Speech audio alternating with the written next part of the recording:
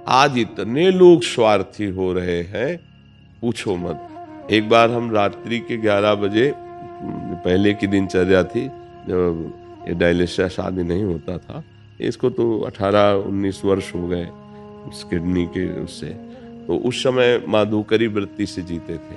तो 9:15 बजे तक राधा वल्लभ जी की आरती की, फिर 4 घरों में रोटी मांगी, फिर यमुना किनारे पाके 11 बजे रात्रि के वापस होते थे। तो ट्रैक्टर का वो जो जोतने वाला होता है ना, उसमें जो गोला होता है जिसमें वो फंसाया जाता है, उस गोले में एक नवीन गाय का पैर फंस गया था और एकदम दृष्टि पड़ी, अरे हमका अगर जरा सा झटका मारेगी तो टूट जाएगा।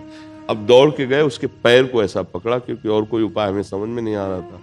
अब इतनी वजन की थी कि उठाया रोका जा नहीं सकता था, तो पैर को पकड़ा कि इसका पैर न हिलने पाए। अब हम लाख कोशिश करें, उठे नहीं। 2-3 आदमी निकले, उनसे कहा भैया थोड़ा सहयोग आप दे दो आकर के। मान लो गाय को थोड़ा सा उछाक देंगे तो इतना पैर ऊपर उठ जाएगा। हम चिल्लाते रहे, कोई नहीं आया। अब हम कितनी देर पकड़े रहे। हमारे मन में आया कि सामने एक घर था कि अगर दौड़ के जाए, गेट खटखटावें तो शायद कोई निकले आवे, पर ये हमें नहीं पता था कि हम दौड़ के जाएंगे इधर वो निकालने की कोशिश में।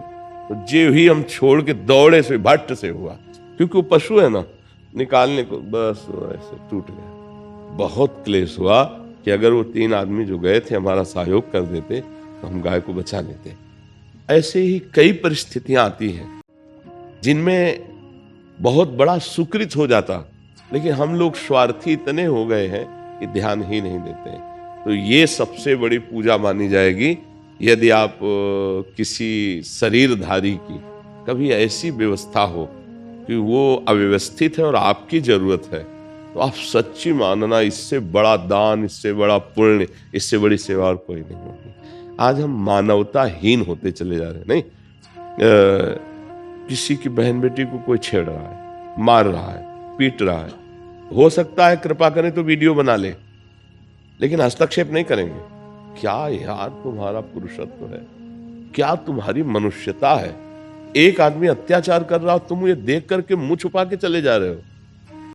नहीं, ऐसा तो नहीं होना चाहिए। क्यों ऐसा? ये हमारी समाज कितनी बिगड़ती चली जा रही कि एक नौजवान आदमी किसी बहन बेटी को छेड़ रहा है, परेशान कर रहा है, और वो वहां से लोग आ जा रहे हैं, लेकिन कोई हस्तक्षेप नहीं कर रहा। तब लगता है समाज है।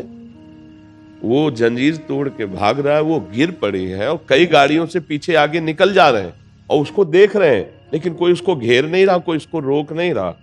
ये अब ऐसे लोग मंदिर में जाके अगरबत्ती लगावें, भोग लगावें, तो मुझे लगता है कुछ नहीं होने वाला, क्योंकि भगवान देख रहे हैं। भगवान ने कर्तव्य को पूजा बताई है। अर्जुन जी को कर्तव्य का आदेश कर रहे हैं, युद्ध कर, कर्तव्य का आदेश। कायरता ये हो जाएगी, ये कर्तव्य नहीं होगा।